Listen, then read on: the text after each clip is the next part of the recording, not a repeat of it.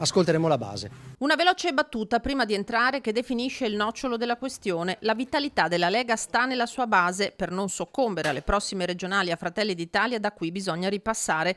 Alleati che insieme a Forza Italia hanno respinto l'istanza del terzo mandato. E allora andiamo da soli, è stata l'immediata scontata reazione dei leghisti. C'è la necessità di chiarire a livello almeno di segreteria di sezione, mandando dei messaggi alla nostra segreteria provinciale, di esprimere un po' il disagio che si è vissuto in questi periodi, quando abbiamo visto un atteggiamento ostile da parte dei nostri alleati a Roma, che non hanno determinato la modifica della legge che riguarda i limiti dei mandati dei governatori delle regioni. Più ponti o più sbarramenti?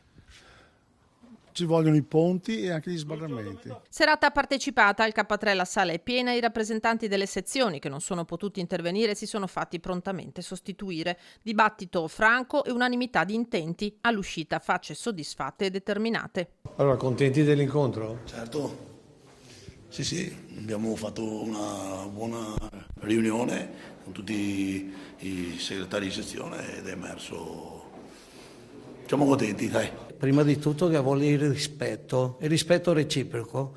Se certa gente si scalda un po' la testa, vuole fare i sapientoni, noi altri non ci stiamo. Naturalmente la democrazia esiste e il rispetto reciproco. E pensiamo che i veneti abbiano avuto delle soddisfazioni con il governatore della Lega Nord o della lista Zaia, che Zaia è Lega Nord, è Lega o Liga Veneta. Abbiamo dato l'incarico al segretario provinciale Quinn di riferire l'esito degli umori e delle proposte che sono emerse dall'Assemblea. Si chiede la continuità del buon governo che c'è stato, riconosciuto dai cittadini di Veneto, con un candidato che a questo punto sia la continuazione del lavoro fatto dal nostro movimento, e l'importanza di avere una lista Zaia a seguito per testimoniare la bontà di quanto è stato fatto finora. Quindi un candidato leghista, insomma.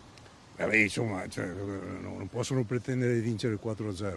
La base chiede di dare continuità a quella che è l'amministrazione uscente e quindi con un candidato della Lega, una corsa in coalizione con un candidato della Lega e con una presenza di Luca Zaia importante. Ogni serata la verbalizziamo e quindi anche qui ci sarà un verbale che poi invieremo alla segreteria regionale, come facciamo ogni volta che facciamo una riunione qui al K3, e questo è quello assolutamente... Messaggio a Stefani, insomma. No, assolutamente messaggio a Stefano, una condivisione di una riflessione che secondo me sposerà anche lui.